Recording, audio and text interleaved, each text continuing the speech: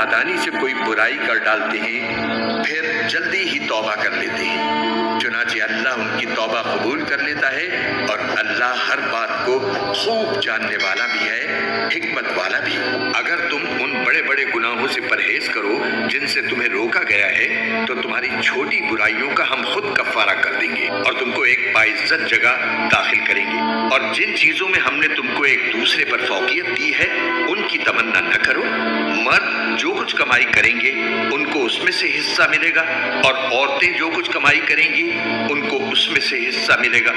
और अल्लाह से उसका फजल मांगा करो, बेशक अल्लाह हर चीज को खूब जानने वाला है।